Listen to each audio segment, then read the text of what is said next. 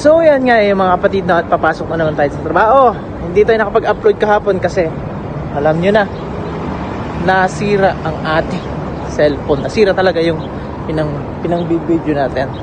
Hindi ko alam, nag-overheat yata yung. So eto na naman tayo. Akala ko maaga ako ngayon, pero tignan nyo naman, tignan nyo, akala ko maaga ako.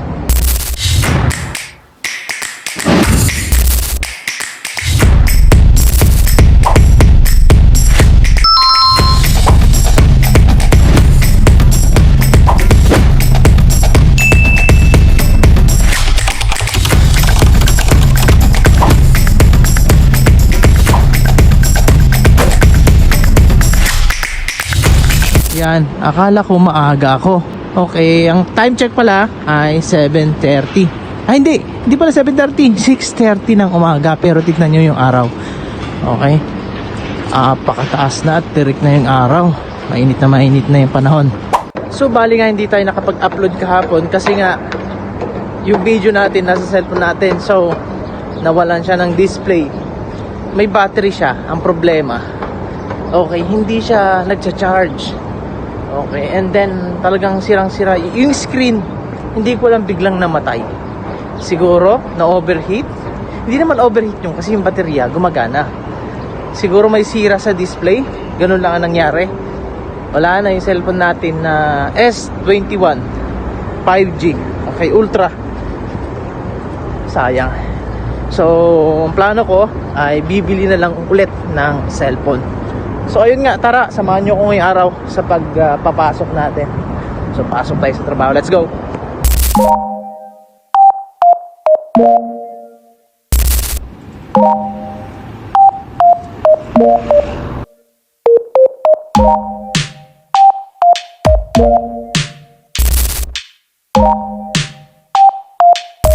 So ayun nga, nandito na tayo sa babaan ng bus. So maglalakad na naman tayo papuntang office. So ganun talagang buhay. Pag matyaga, wala lang, may tyaga lang, diba? So dito tayo sa baba ng ano, alam nyo na kung saan tong lugar na to. Yan. Hindi ko na dapat banggitin pa, baka AI tayo. Alam nyo naman si Facebook, kung baka maano ka, magkaroon ka ng violation. So lakad lang. Okay, may bag tayo. Iniwan natin yung MacBook natin kasi pupunta naman tayo ng storage ngayon. Dahil pupunta tayo ng storage, hindi na tayo nag-ayos ng kung ano. Ganito yung forma natin, oh. Yan. Yan ang formahan ng tatay, daddy, diba? So kahapon, grabe ang nangyari. Na sobrang init, wala na yung cellphone. Ganun talaga. So grabe, mahangin ngayong araw. Okay, wala pa ako sa seaside niyan. Mahangin na dito sa dinadaanan kong highway, 'di ba? Mostly pag dumadaan tayo dito, sobrang init, grabe. So as for now, malamig siya. Ay, napangin tayo. Lakad na naman tayo, guys. Na talaga ang buhay.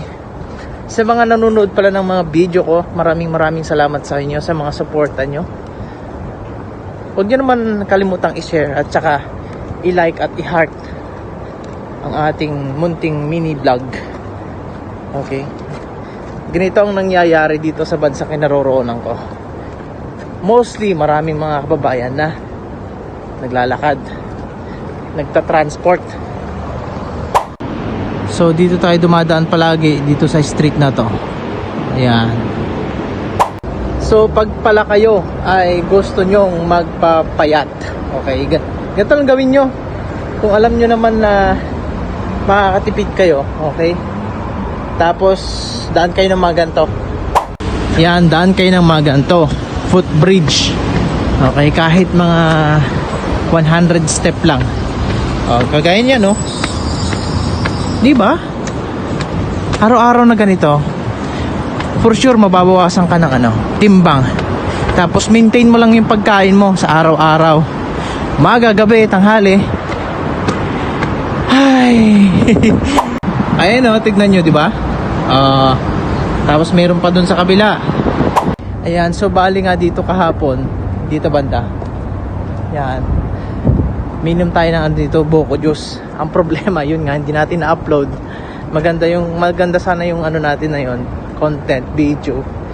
Pero problema, what to do?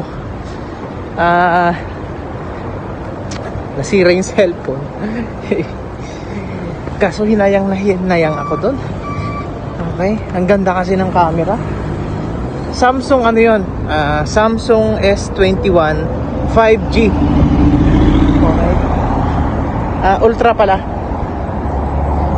Okay. Ang ganda nun. Grabe, ang ganda ng camera. As in, Korea brand siya. Okay. Korea model. So, ang ganda ng camera. Napakalinaw. Kita nyo naman kung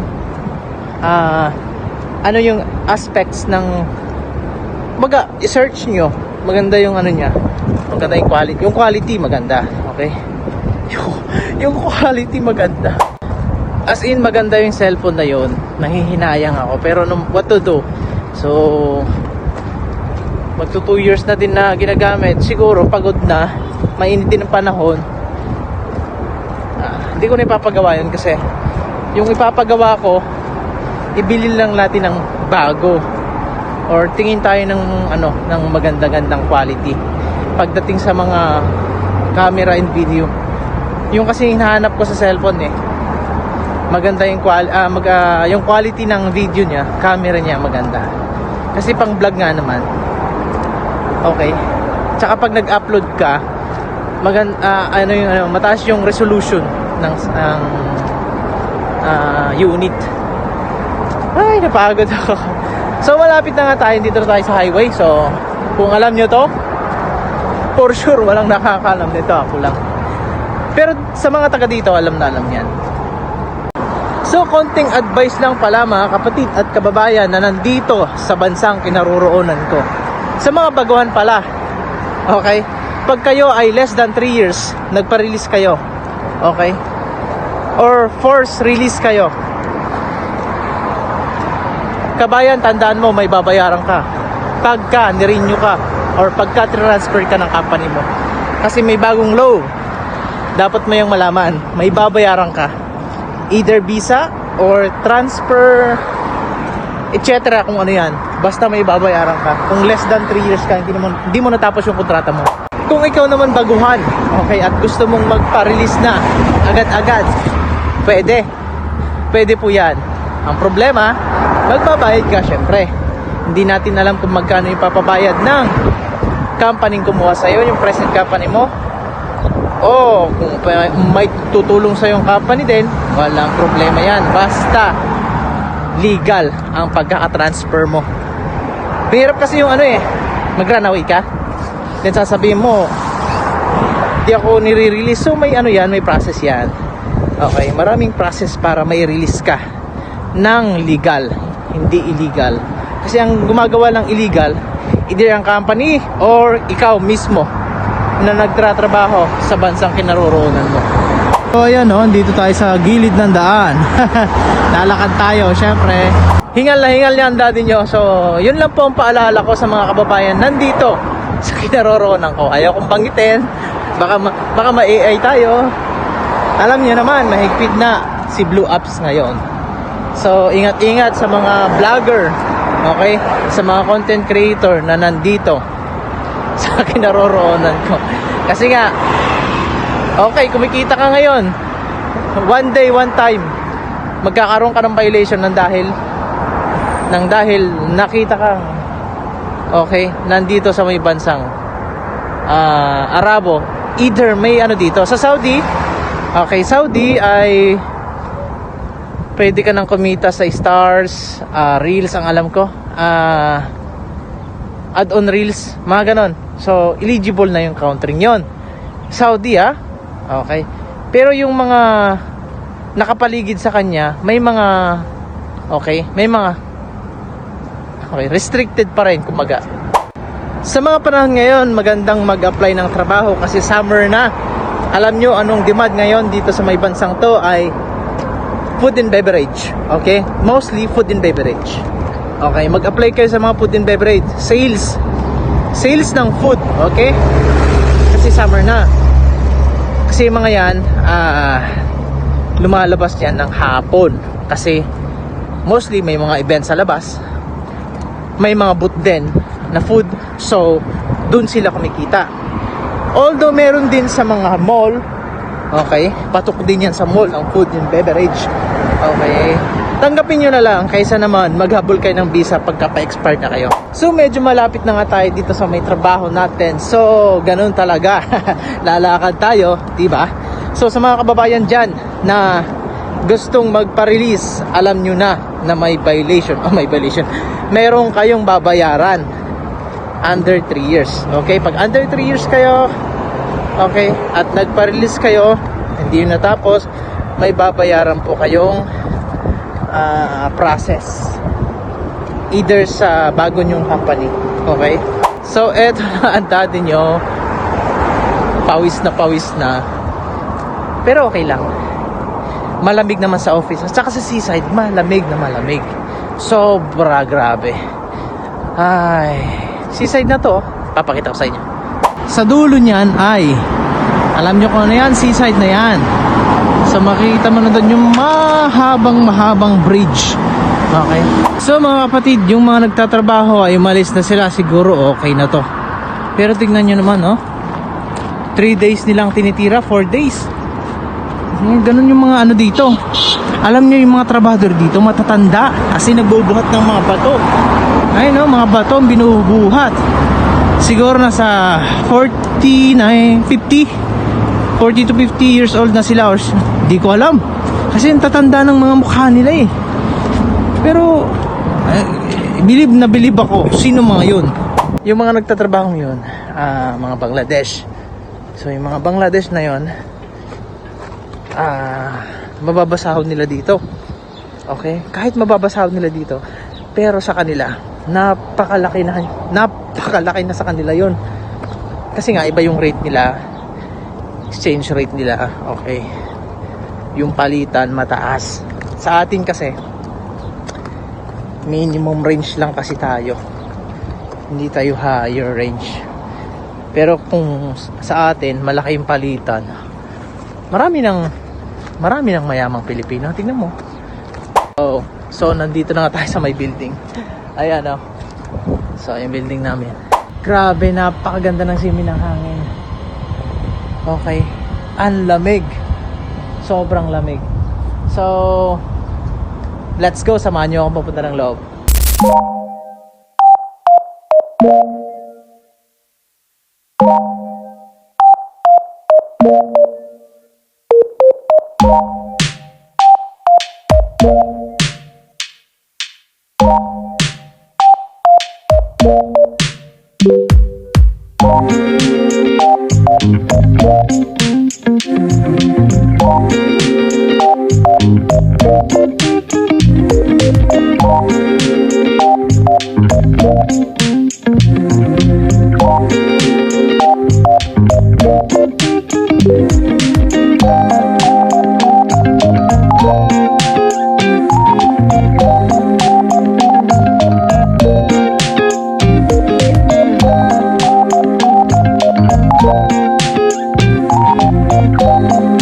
So inaantay nga natin tong kape natin. So kumukulo pa lang.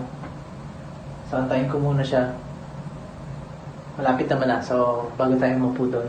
So meron tayong 1 oras at kalahati na mag-i-stay dito sa office. Kasi pupunta tayo ng storage. Kasi nag-order ulit tayo ng 10 shelves at 1 trolley. Okay, kasi gagamitin ng staff natin doon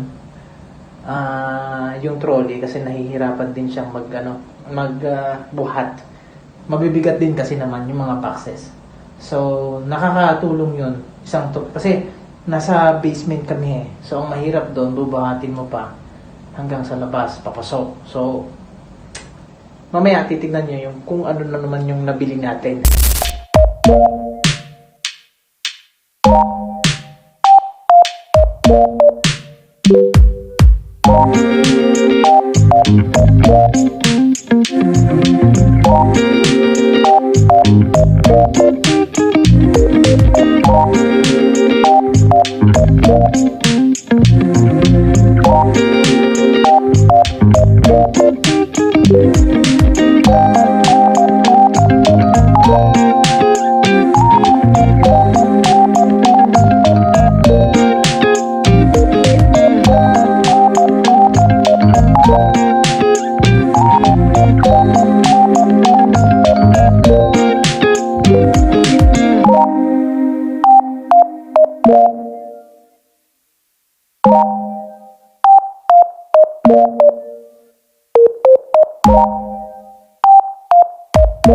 So hanggang dito muna mga kapatid at magcha-charge muna ako. So ang cellphone nga natin ay yung gamit nating iPhone.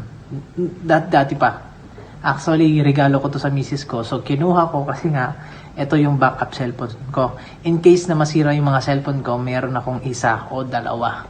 So ganoon na po ako. May tatlo akong cellphone. Pang gaming yung isa, pang backup yung isa, pang personal yung isa. Nasira yung pang personal natin. So eto siya ngayon. Gagamitin ko ngayon siya. So, nakakatulong. So, hanggang dito muna mga kapatid at magtatrabaho muna ang daddy nyo. So, kita-kits tayo sa next video natin. So, mag-iingat kayo palagi and God bless.